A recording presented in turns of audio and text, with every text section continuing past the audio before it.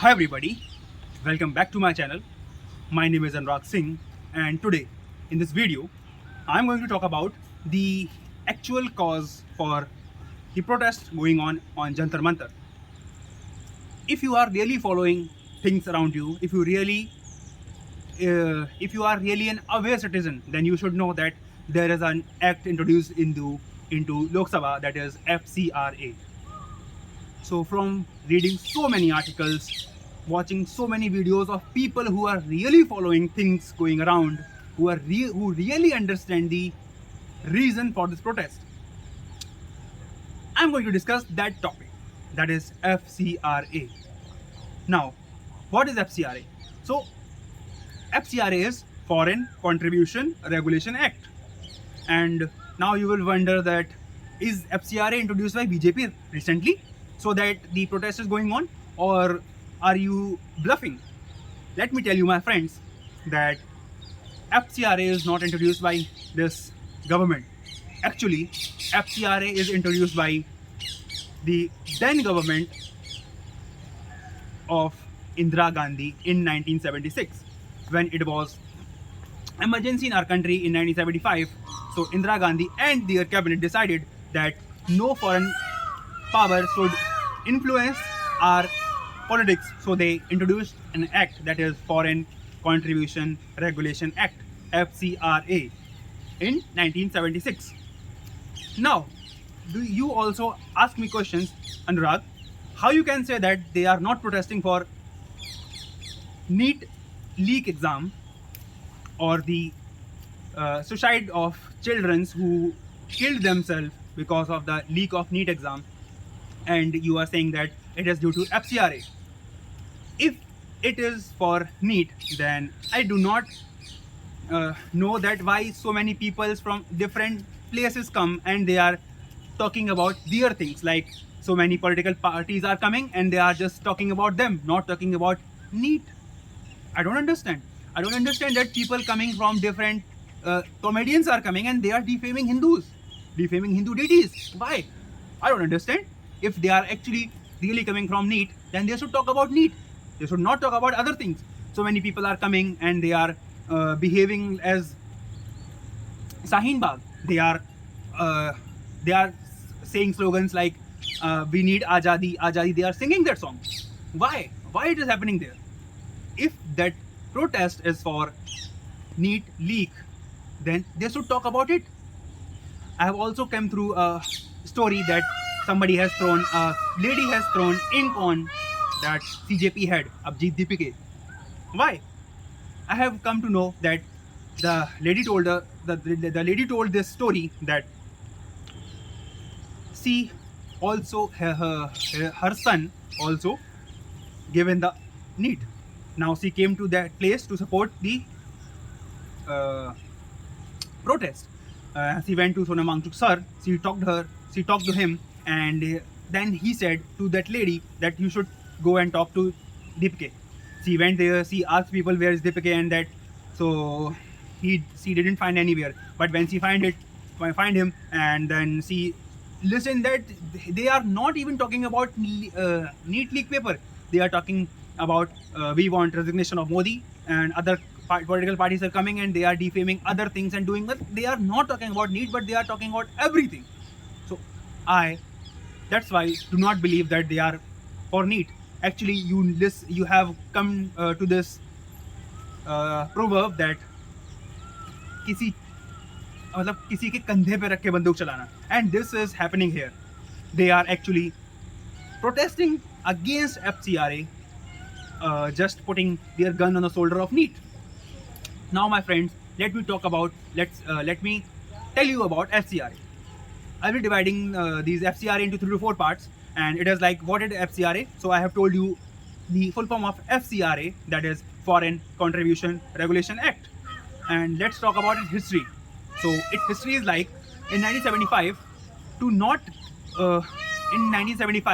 during the emergency, Indira Gandhi government introduced this act in Lok Sabha so that no foreign power will influence the politics of our country. And after that, that was introduced here to control the contribution to funds of the foreign powers. Now, in 2010, this was rectified, and what happened? They rectified it. They amended it with a 5-year plan that you have to come and then you have to re-register. Like you have to renew your license for your NGO after 5 years, and after that, it there then comes another amendment in 2020. So in that, what was there in 2020 or 22? I was confused, but what they did is that they have changed the bracket. That is, if your money, that they have changed the bracket from 50% to 20%. How and what is this bracket that they have changed from 50 to 20%? Let me explain you. So what was earlier, that the amount of money you are receiving, you can use 50% for paying your servant, for paying your laborers, and to do whatever you want to do, and 50% you have to invest in your NGO, and you have to sow and give to, and you have to give the like receipt to the government. But now what happened? They have changed it to 20%. Now you can only, so what they've let me discuss that what they are doing with 50%. So they are paying their employees. They are giving to the people who are supporting the conversion in Northeast. You will see that in the coming years, in the 2 or 3 decades, the maximum population of Christians are in northern states, except I think Assam. So you can see this. So they are contributing to that place, and then now it has changed to 20%. Now they can only use 20% amount to give salaries to their employers or to pay anybody. But now they have to give receipts to the government. So because of this, the foreign powers, the people who are supporting the conversions, they are very, very frustrated, and now that's why they are protesting. So they are protesting because of this, because one more reason is there, that is, let's talk about it later. And then after that, in 2022, now they again come with an amendment, and they are come with more restrictions. Recently it has been introduced in Lok Sabha, I think last week, and because to oppose that, also on 29th of June, the Christians, the missionaries have also, like the same day when the protest was started, on the same day the Christian missionaries also came with an opposing, like we can say that's a holiday or something for the FCRA. So these both things are connecting. You can see that, you can study about this, that the same day the protest started, the same day Christian missionaries come with a holiday or something for the opposition of FCRA. So this is the actual reason here. Now why I am discussing it, like why I am telling you about this. So this is the real reason behind the protest and the people sitting there. So let me talk to the I'm coming to the last part of the video. I want to talk to the youth of this country. I want to talk to educated people.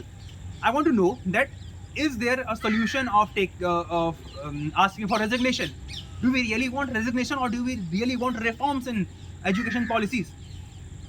Why don't we talk about reforms? Why don't we give them ideas, the solutions? As a leader, as the youth of the country, we should talk about the solutions. We should give them good good solutions, that we can do these 1 2 3 4 5 these things, so that paper would not be leaked next time. Or we can also ask them how it is possible that UPSC is conducting all their exams without any leak, but not other institute like SSC, the paper is leaked, the NTA paper is leaked. Why it is happening? So we see, what is my take on this?